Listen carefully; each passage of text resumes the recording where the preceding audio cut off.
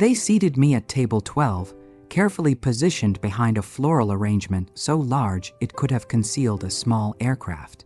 It was as though they were trying to hide me away like some embarrassing relative they wished would disappear into the centerpiece. I gave a sweet, knowing smile, fully aware that this charming young man had no clue about the storm he was about to walk into. 3 days later, he'd appear at my door with papers that would leave me laughing for weeks. If you're reading this, drop a comment and tell me where you're watching from. What Marcus Thornfield didn't know was that this helpless widow had been harboring some very expensive secrets. The morning of the wedding had started full of optimism. I'd chosen my outfit with the care of a chess master, a modest gray dress that subtly whispered "harmless widow," paired with my grandmother's pearls, just enough to project dignity without looking pitiful. My hair was styled at Martha's salon, nothing too extravagant, just neat enough to avoid drawing attention at my daughter's wedding. When I arrived, Emma, already distracted by whatever crisis the wedding coordinator was facing, glanced at me and said, "Mom, you look acceptable. Acceptable." As though I were a participation trophy in human form, I watched my daughter, radiant in great-grandmother's lace, the one beautiful thing our family had managed to preserve through the years. She glided across the room, glowing with that new bride energy that makes everyone temporarily forget their own problems. As the guests filtered in, it became immediately clear who held the social power. Marcus' parents entered like visiting royalty. His mother, Patricia, draped in enough diamonds to blind passing planes, worked the room with sharp precision, kissing the important guests while managing to look through me as though I were a piece of furniture. "Excuse me," I said to the frazzled usher, showing him my seating card. "I believe there's been a delightful mistake here. Table 12, ma'am," he said, right behind. Decorative feature, how tactful. As I made my way to my designated seat, I was met with a view that could only be described as a spectacular display of nothing but hibiscus and baby's breath. From my horticultural prison, I could watch the events unfold in a large mirror across the room. There I was, Sylvia Hartley, 72 years of wisdom, tucked away like last week's newspaper. The ceremony itself was beautiful, I'll admit that. Emma floated down the aisle like a vision from a fairy tale, and Marcus, for once, cleaned up well in his expensive suit. But during the cocktail hour, I noticed something fascinating about my new son-in-law. He had several types of smiles. A dazzling grin for the obviously wealthy guests, polite interest for the useful ones, and complete indifference for anyone who looked like they might ask for favors instead of offering opportunities. "Mrs. Hartley," Marcus approached me, flashing his most dazzling smile, the one reserved for people he was about to manipulate. "Isn't this just magical?" he asked, gesturing at the reception like he personally arranged the sunset. "You must be absolutely bursting with pride." "Oh, I'm practically vibrating with maternal joy," I replied, my voice sweeter than artificial sweetener. "Though, I must say, the view from here is quite educational." He either didn't catch or chose to ignore the acidic tone in my voice, like a seasoned politician. I was hoping we could spend some quality time together soon, really get to know each other properly. "How refreshing," I replied. "Most people usually manage that before marrying into the family, but I do admire your commitment to doing things in reverse chronological order." That earned him a barely noticeable pause in his smile, a flicker quick enough to miss, but I saw it, sharp as a hawk spotting its prey.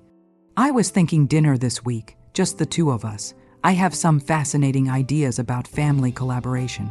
Family collaboration, how deliciously ominous, I thought. "Well, I do love a good mystery dinner. Thursday work for your busy schedule?" "Perfect," he said. "I know a very private place downtown, excellent for meaningful conversations." "Meaningful conversations about what?" my thrilling stamp collection, my weekly bridge club scandals. I can hardly contain my excitement, I said, fanning myself with my napkin like a southern belle. As he drifted off to charm more promising prospects, I caught my reflection in that mirror once again. A silver-haired woman, modestly dressed, sitting alone behind enough flowers to stock a botanical garden. Exactly the image I'd been cultivating for 2 years. During the father-daughter dance, I slipped away to powder my nose in the marble ladies' room. There, I touched up my lipstick and practiced my harmless elderly widow expression in the mirror. When I returned to my floral fortress, Marcus was charming the elderly couple next to me, the Hendersons from Robert's old firm. They were eating up his attention like it was wedding cake. "Mrs. Hartley," he said, catching my eye as I sat down. "Really looking forward to Thursday." "So am I, dear, so am I." As Emma tossed her bouquet and the evening wound down, I watched Marcus work the room with the efficiency of a seasoned con artist. He had plans too bad for him. I'd spent 72 years learning that the most dangerous opponents are the ones everyone underestimates. And this old widow was about to become very, very dangerous. The post-wedding aftermath lasted exactly 48 hours before the real show began. Emma called daily, each conversation a breathless symphony of marital bliss, and how wonderfully Marcus was treating her.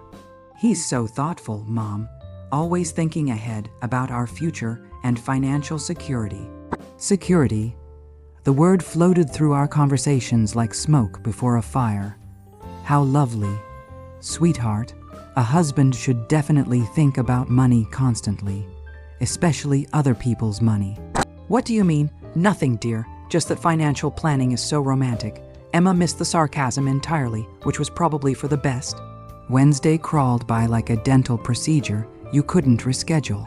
I spent the day doing thrilling widow activities, dusting Robert's books, deadheading roses, and wondering what my charming new son-in-law wanted to discuss over what would undoubtedly be overpriced.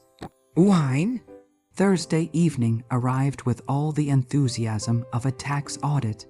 I dressed for my role as a modest widow, simple black dress suggesting respectability without prosperity, paired with my mother's pearl earrings and Robert's broken watch.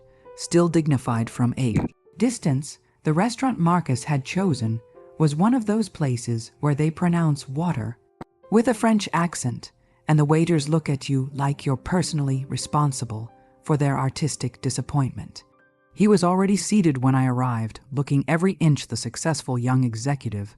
"Sylvia," he practically levitated from his chair. "You look absolutely radiant." "Thank you, dear. This place certainly is something." And it was something all right. The kind of something that made you wonder if they charged extra for the privilege of feeling inadequate. We ordered wine. He insisted on a bottle that probably had more syllables than my high school diploma, and settled into what he clearly thought would be an easy conversation. So he began swirling his wine like a sommelier with delusions of grandeur. "How are you managing life on your own?" "Oh, just brilliantly. 72 years of practice makes most things seem trivial." Of course, but surely it gets overwhelming sometimes. That big house, all those decisions. He was fishing with the subtlety of dynamite in a trout pond. "Robert always said I had enough opinions for 3 people, so I keep myself thoroughly entertained," he laughed. That practiced boardroom laugh that probably worked wonders on investors and gullible elderly relatives. "That's wonderful. But seriously, don't you worry about practical matters, finances, legal issues, people who might take advantage of your generous spirit?" There it was, the real topic, dressed up in concern and served with expensive wine.